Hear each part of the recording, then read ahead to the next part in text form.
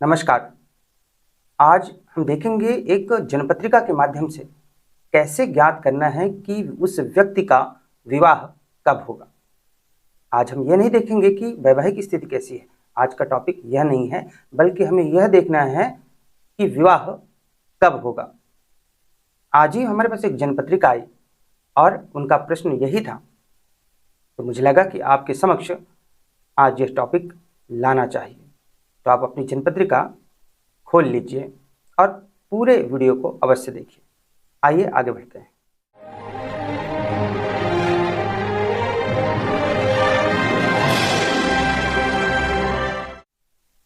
नमस्कार। तो यहाँ पर आप स्क्रीन पर देख पा रहे हैं कि यहाँ पर एक लग्न पत्रिका है और इसके माध्यम से हमें देखना है कि इस व्यक्ति का विवाह कब होगा। इस व्यक्ति की जन्म की तारीख 18 जुलाई 2002 है। 18 जुलाई 2002 दोपहर के 12 बजे का जन्म है। जन्म स्थान इलाहाबाद। तो आइए देखते हैं। तो सबसे पहले देखिए कि इस पत्रिका में लग्न में 6 नंबर राशि है, जिसके स्वामी होते हैं बुध। ये कन्या राशि है। तो लग्न कौन सा हुआ? कन्या लग्न हुआ। बुध बैठे हैं 10वें भाव में, अपनी ही राशि में है, मिथुन राशि में ये विराजमान है। इसके बाद राशि देखना है तो चंद्रमा की स्थिति को देखिए। चंद्रमा 7 नंबर की राशि में द्वितीय भाव में है। 7 नंबर की राशि तुला राशि। तो चंद्रमा जिस भी राशि में बैठे होते हैं वही उस व्यक्ति की राशि होती है। तो तुला राशि इस व्यक्ति की हुई। तो कन्या लग्न और तुला राशि वाले इस व्यक्ति के विवाह को देखना है कि विवाह कब होगा। जैसे कि शुरू में मैंने बताया कि आज हम यह नहीं देखने वाले हैं कि इस व्यक्ति की वैवाहिक स्थिति कैसी होगी, यह आज का टॉपिक नहीं है। आज का टॉपिक यह है कि किसी भी व्यक्ति का विवाह कब होगा, यह कैसे देखेंगे। तो यदि आपने अपनी जनपत्रिका निकाल ली है तो जैसा मैं स्टेप्स बोलूँगा आप वैसा करके देख सकते हैं कि विवाह कब होगा। उससे पहले बताना चाहूँगा कि विवाह का समय जीवन में कई बार आता है। ऐसा नहीं है कि विवाह सिर्फ एक ही बार उसका समय आया और वह बीत गया तो दोबारा विवाह नहीं होगा, ऐसा नहीं है। कई बार ये समय आएगा जब भी व्यक्ति की इच्छा होगी और जो दशा अंतर्दशा गोचर ये सारे एक दूसरे को सपोर्ट कर रहे होंगे, उस समय व्यक्ति का विवाह होगा और ऐसा कई बार होता है। तो आइए आगे बढ़ते हैं। किसी भी व्यक्ति के विवाह के लिए सबसे पहले जरूरी होता है कि उस व्यक्ति की इच्छा होनी चाहिए और उससे भी पहले उस व्यक्ति की आयु होनी चाहिए। तो उस व्यक्ति की योग्यता हो विवाह के लिए। तात्पर्य यह है कि जो भी जहाँ का नियम है उतनी उसकी उम्र हो गई हो और उस व्यक्ति की स्वयं की इच्छा हो और फिर प्रयास किया जा रहा हो, फिर दशा अंतर्दशा गोचर यह सपोर्ट करे तो व्यक्ति का विवाह अवश्य होता है। तो मान के हम चल रहे हैं कि इस व्यक्ति की इच्छा है विवाह की और घर वाले या स्वयं यह प्रयत्न भी कर रहा है विवाह के लिए। अब अंतर्दशा को देखना है। तो विवाह के लिए, किसी भी व्यक्ति के विवाह के लिए लग्न के स्वामी अर्थात लग्नेश की अंतर्दशा हो या फिर पंचम भाव के स्वामी अर्थात पंचमेश की अंतर्दशा हो या सप्तम भाव के स्वामी अर्थात सप्तमेश की अंतर्दशा हो या फिर नवम भाव के स्वामी जिसे नवमेश कहते हैं उनकी अंतर्दशा हो या फिर शुक्र ग्रह की अंतर्दशा हो जो कि विवाह के कारक हैं या फिर राहु की अंतर्दशा हो या फिर केतु की अंतर्दशा हो या फिर गुरु की अंतर्दशा हो या सप्तमेश के राशि स्वामी की अंतर्दशा हो। सप्तमेश के राशि स्वामी अर्थात सप्तमेश जिस राशि में बैठे हैं उस राशि के स्वामी की अंतर्दशा हो। जैसे कि यहाँ पर सप्तम भाव में 12 नंबर राशि है जो कि मीन राशि है, यह गुरु की राशि है। गुरु कहाँ बैठे हैं? चंद्रमा की राशि में बैठे हुए हैं यहाँ पर। तो चंद्रमा की अंतर्दशा हो तो भी विवाह का समय रहेगा। और देखिए सप्तमेश के नवमांशपति की अंतर्दशा हो। सप्तमेश कौन बनते हैं? यहाँ पर 12 नंबर है सप्तम भाव में अर्थात यह मीन राशि है, स्वामी हुए गुरु। तो गुरु नवमांश कुंडली में जिस राशि में विराजमान हो उस राशि के स्वामी की अंतर्दशा हो तो भी विवाह का समय होता है। और मैंने बताया था कि शुक्र की अंतर्दशा हो, राहु की अंतर्दशा हो, केतु की अंतर्दशा हो या फिर गुरु की अंतर्दशा हो या फिर सप्तम भाव में कोई ग्रह बैठा हो तो उसकी अंतर्दशा हो तो भी विवाह का समय होता है। पुनः अपनी बात को दोहराना चाहूँगा कि लग्नेश की अंतर्दशा हो, पंचमेश की अंतर्दशा हो, सप्तमेश की अंतर्दशा हो, नवमेश की अंतर्दशा हो या फिर सप्तमेश के नवमांशपति की अंतर्दशा हो या फिर शुक्र ग्रह की अंतर्दशा हो, राहु की अंतर्दशा हो, केतु की अंतर्दशा हो, गुरु की अंतर्दशा हो, या सप्तमेश जिस राशि में बैठे हों उस राशि के स्वामी की अंतर्दशा हो, या फिर सप्तम भाव में बैठे किसी ग्रह की अंतर्दशा हो, तो वह विवाह के लिए समय होता है। अंतर्दशा, ऐसी अंतर्दशा जो अभी मैंने बताई यह चल रही है तो विवाह का समय चल रहा है। परंतु इसके साथ ही साथ आपको गोचर का सपोर्ट भी देखना है। गोचर में क्या देखना है, पहले बताना चाहूंगा गोचर क्या होता है। गोचर देखिए, जन्म काल में जो भी ग्रह जहां पे जिस राशि में होते हैं, ऐसा तो नहीं है कि आपके जन्म लेने के बाद उसके बाद वे ग्रह वहीं रुक गए, नहीं, ऐसा नहीं है। ग्रह हमेशा चलते रहते हैं। तो आपके जन्म के बाद भी जो ग्रह जहां बैठे थे वहां से वो मूव करेंगे, आगे कहीं जा रहे होंगे और जीवन भर चलते ही रहेंगे।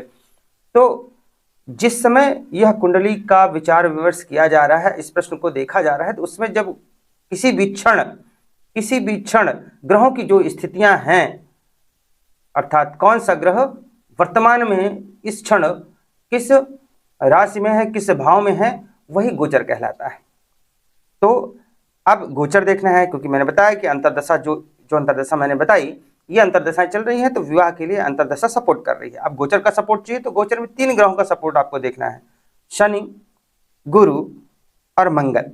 तो गोचर के शनि, गुरु या मंगल लग्न को प्रभावित करें, या फिर लग्नेश को प्रभावित करें, या फिर सप्तम भाव को प्रभावित करें, या सप्तम भाव के स्वामी को प्रभावित करें, या फिर शुक्र ग्रह को प्रभावित करें।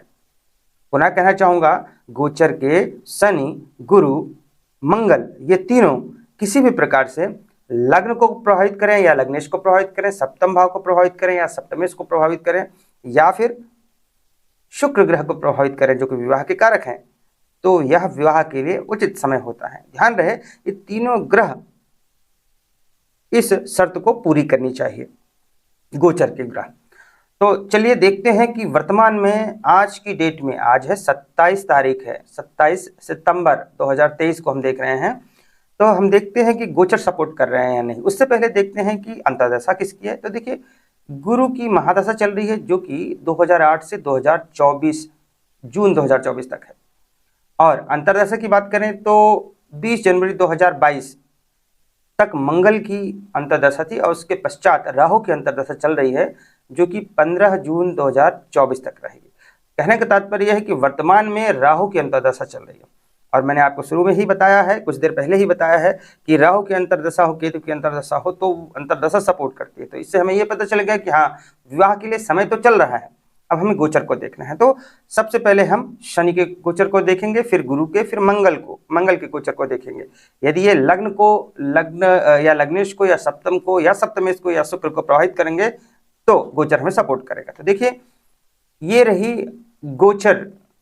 गोचर कुंडली। आप यहाँ पे देख सकते हैं सभी ग्रह दिखाई दे रहे हैं। जितने भी ग्रह जो इस सर्कल के अंदर यहाँ पर दिखाए गए हैं वे इस लग्न कुंडली के ग्रह हैं। जैसे कि चंद्रमा 7 नंबर में है, तो देखिए चंद्रमा यहाँ पर 7 नंबर में है। केतु 8 नंबर में है तो केतु 8 नंबर में। इसी प्रकार बुध 3 नंबर में है तो 3 नंबर में यहाँ पर बुध विराजमान है। तो जो अंदर के ग्रह हैं वह लग्न पत्रिका के ग्रहों की स्थितियां हैं। और जो बाहर ग्रह देखिए, शनि, चंद्र, राहु, गुरु, ये सब कुछ दिख रहा है, शुक्र बुध, ये सारे ग्रह क्या बाहर जो दिख रहे हैं ये गोचर के ग्रह हैं। तो सबसे पहले शनि को देखेंगे, फिर गुरु को, फिर मंगल को। तो शनि को देखिए कहाँ है, शनि यहाँ पर 11 नंबर की राशि में गोचर कर रहे हैं। ये रहे 11 नंबर, यहाँ पर गोचर के शनि यहाँ पर अभी गोचर कर रहे हैं, भ्रमण कर रहे हैं 11 नंबर की राशि में। गोचर के शनि 11 नंबर की राशि में भ्रमण कर रहे हैं। अब देखिए, यहाँ पर बैठ के इस भाव को शनि प्रभावित करेंगे। ये 6वां भाव है, तो विवाह के लिए इस भाव से कोई संबंध नहीं है। अब हम देखेंगे कि शनि की कौन सी दृष्टियां हैं। शनि की 3 दृष्टियां होती हैं, तीसरी, 7वीं और 10वीं।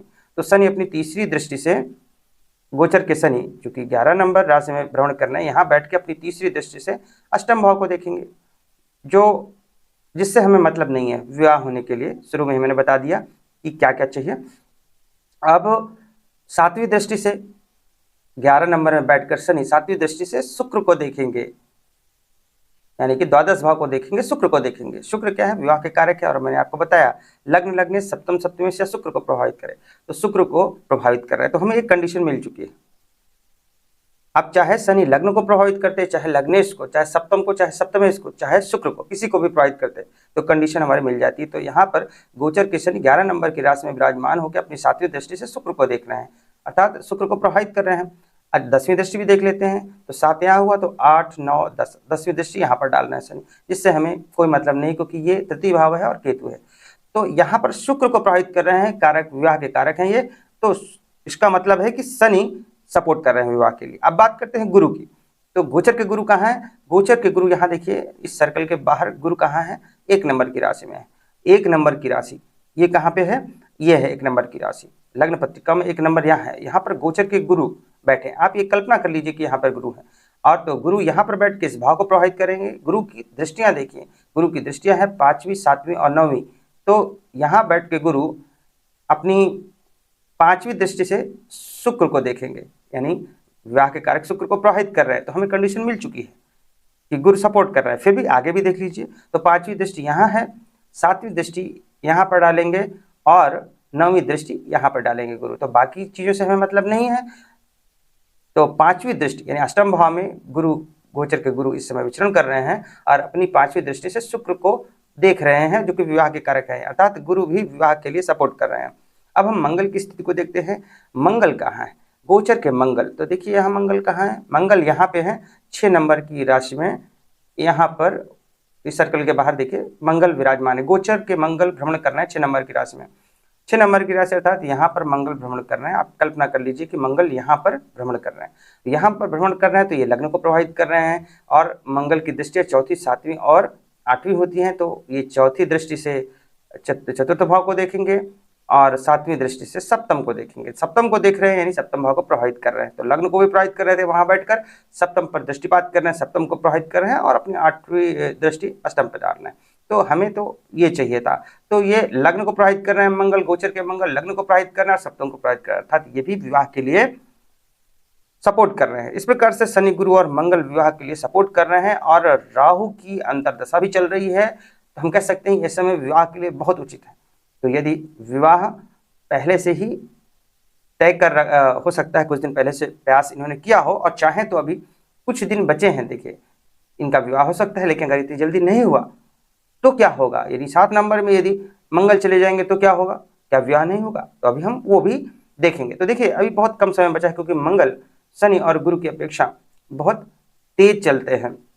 तो मंगल यहाँ से यानी कि 6 नंबर की राशि, यहाँ से जैसे ही 7 नंबर की राशि में जाएंगे तो हो सकता है वहाँ पर ही सपोर्ट ना करें। देखते हैं 6 नंबर में तो सपोर्ट कर रहे हैं, यानी हम कह सकते हैं देखिए राहु की अंतर्दशा है, और गोचर के जो शनि है वो 11 नंबर राशि में बैठ के सपोर्ट कर रहे हैं, गोचर के गुरु 1 नंबर राशि में बैठ के सपोर्ट कर रहे हैं, और गोचर के मंगल 6 नंबर राशि में बैठ के सपोर्ट कर रहे हैं, लेकिन मंगल तेज चल रहे हैं। तो अभी यदि विवाह का समय तो चल रहा है, अभी आज है 27 सितंबर 2023, कुछ दिन में इनका विवाह चाहे तो हो सकता है, लेकिन यदि ये तब नहीं भी हो पाता तो आगे विवाह की स्थिति का भी ये भी हमें देखना है। तो गोचर के मंगल जब यहाँ से आगे जाएंगे तो देखिए 7 नंबर पर पहुंचेंगे, तो यहाँ से इस भाव में बैठ के ये 7 नंबर राशि को प्रभावित करेंगे, चंद्रमा को प्रभावित करेंगे, जबकि यह 7 नंबर राशि कहाँ है? द्वितीय भाव में। तो द्वितीय भाव को प्रभावित कर रहे हैं, चंद्रमा को प्रभावित कर रहे हैं, जबकि ये इससे हमें कोई मतलब नहीं है विवाह के लिए। आगे चलते हैं तो यहाँ से ये 4वीं, 7वीं और 8वीं दृष्टि किस पे डाल रहे हैं ये देखते हैं। 1, 2, 3, 4, 4थी दृष्टि ये डालेंगे पंचम पे, तो इसका भी यहाँ पर कोई मतलब नहीं है।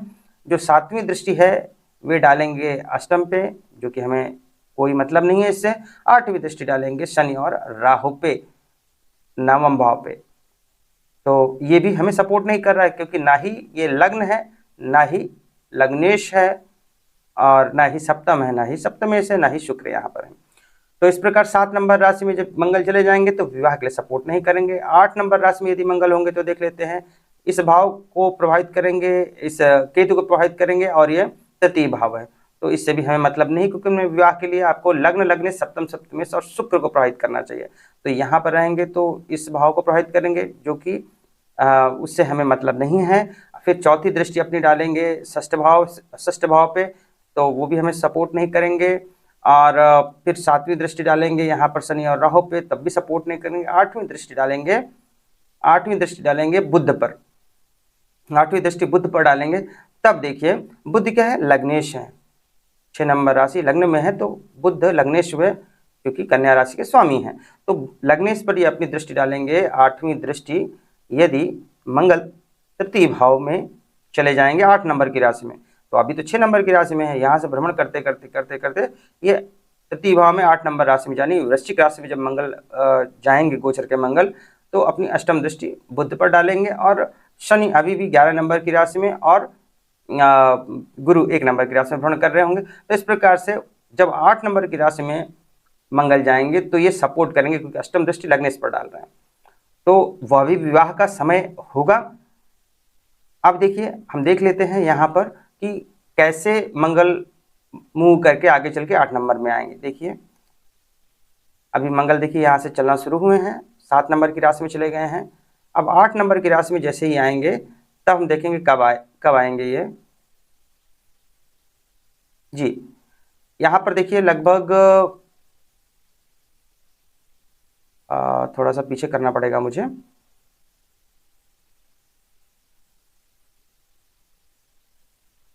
आप भी देखते हैं जी, यहाँ पर मंगल आ चुके हैं, दोनों ग्रह एक साथ है यहाँ पर, इसलिए आपको एग्जैक्टली नहीं दिख रहा है। तो यह समय कब है, यह समय है 18 नवंबर 2023। 18 नवंबर के आसपास का जो समय है जब मंगल 8 नंबर यानी वृश्चिक राशि में आएंगे। 15 नवंबर 18 नवंबर के आसपास यहाँ पर वृश्चिक राशि में आएंगे मंगल, तो उस समय मंगल की 8वीं दृष्टि लग्न के स्वामी बुध पर पड़ रही होगी, तो लग्न इसको प्रभावित कर रहे हैं। और ऑलरेडी शनि और बुध, शनि 11 नंबर में और क्षमा करें शनि और गुरु, शनि 11 नंबर में बैठकर, गोचर के शनि 11 नंबर में बैठकर, और 1 नंबर राशि में गुरु बैठकर वो सपोर्ट कर रहे होंगे, और मंगल वृश्चिक राशि में बैठकर ये भी लग्नेश को प्रभावित करेंगे हमें। तो इस प्रकार शनि गुरु मंगल तीनों किसी न किसी प्रकार से लग्न या लग्नेश या सप्तम या सप्तमेश या शुक्र को प्रभावित करें, सपोर्ट कर रहे होंगे। तो यह भी यानी 18 नवंबर 2023 के बाद भी विवाह का समय होगा। इसके बाद देखिए जब मंगल आगे जाएंगे 9 नंबर राशि में जाएंगे, 9 नंबर राशि में जाएंगे, तब क्या होगा, यहाँ पर बैठ के ये फिर से अपनी सप्तम दृष्टि डालेंगे बुध पर। अगर गोचर के मंगल 9 नंबर राशि में आ गए तो यहाँ से अपनी सप्तम दृष्टि डाल रहे होंगे बुध पर, जो कि लग्नेश है। अपनी अष्टम दृष्टि डालेंगे गुरु पर, जो कि सप्तमेश है। और देखिए यहाँ पर यदि मंगल होंगे तो मंगल चौथी दृष्टि अपनी सप्तम पर भी डालेंगे। तो यह सबसे प्रबल योग होगा। आप कह सकते हैं कि इस समय विवाह की संभावना अधिक बनेगी जब 9 नंबर राशि में होंगे, क्योंकि यहाँ पर ये अपनी चौथी दृष्टि, अपनी 7वीं दृष्टि, अपनी 8वीं दृष्टि से किसी न किसी प्रकार से ये तीनों चीज़ों को प्रभावित कर रहे हैं। एक तो सप्तम को, और एक सप्तमेश को, और एक लग्नेश को, तीनों को प्रभावित कर रहे हैं। तो विवाह के लिए बहुत अच्छा समय होगा। कब होगा यह समय, तो यहाँ पर हम गोचर को आगे करके देख लेते हैं। गोचर कब जाएंगे, 9 नंबर में मंगल गोचर के मंगल यहाँ मूव कर रहे हैं जी। देखिए यहाँ पर मंगल आ गए हैं 9 नंबर राशि में, यानी 31 दिसंबर 2023 के बाद वह समय विवाह के लिए फिर से होगा। क्योंकि यहाँ देखिए शनि तब भी गोचर के शनि 11 नंबर राशि में होंगे, और जो गुरु हैं तब भी 1 नंबर राशि में हैं। और शुरू में ही हम अभी कुछ देर पहले ही बात कर चुके हैं किस प्रकार से प्रभावित कर रहे हैं लग्न या लग्नेश, सप्तम या सप्तमेश शुक्र को, और मंगल प्रभावित करेंगे। तो इस प्रकार 31 दिसंबर 2023 के बाद मंगल जब धनु राशि में होंगे तो यहाँ से चौथी दृष्टि सप्तम पे, 7वीं दृष्टि लग्नेश बुध पर, और 8वीं दृष्टि गुरु पर डाल रहे होंगे, जो कि सप्तमेश हैं। इस प्रकार से यह समय भी विवाह का होगा। अब इसी प्रकार आप गोचर को आगे देख सकते हैं। अगर आपके पास आप ऐसे भी देख सकते हैं कि मंगल कितने दिन में एक राशि परिवर्तन करता है, उस प्रकार से कितने अंश पर है, आगे कितने दिन में लगभग जा सकता है। तो एक लगभग आंकड़ा लगा सकते हैं कि मंगल कब कहाँ पर होंगे। और इस प्रकार से हम देख सकते हैं कि जब व्यक्ति की इच्छा हो और उसकी आयु हो गई हो, और लग्नेश, पंचमेश, सप्तमेश, नवमेश, सप्तमेश के नवमांशपति शुक्र, राहु, केतु, गुरु या सप्तमेश के राशि स्वामी या सप्तम में बैठे ग्रह के अंतर्दशा हो, और गोचर का शनि, गुरु, मंगल लग्न या लग्नेश, सप्तम या सप्तमेश या शुक्र को प्रभावित करे, तो वह विवाह की स्थिति होती है। आशा करता हूँ कि यह आपको अच्छी प्रकार से भली भांति समझ में आ गया होगा। आज के लिए बस इतना ही। नमस्कार।